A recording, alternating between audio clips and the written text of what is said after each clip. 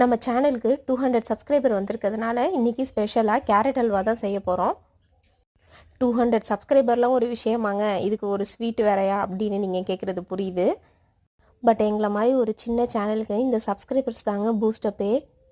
அவங்க கொடுக்குற என்கரேஜ்மெண்ட்னால தான் எங்களால் கண்டினியூஸாக வீடியோ போட முடியுது.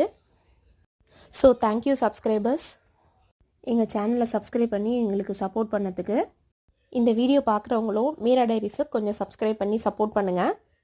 ஒரு 3 இன்க்ரீடியன்ஸை வச்சே நம்ம கேரட் அல்வா ஈஸியாக செஞ்சிடலாம்.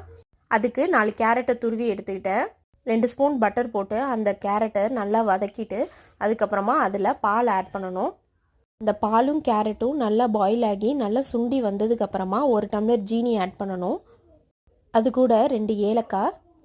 அவ்வளோதாங்க. கேரட் அல்வாலேருந்து நெய் பிரிஞ்சு வர ஸ்டேஜில் அடுப்பை ஆஃப் பண்ணி இறக்கி வச்சிடலாம். இந்த வீடியோ பிடிச்சிருந்தா மீரா டைரிஸை சப்ஸ்கிரைப் பண்ணுங்கள்.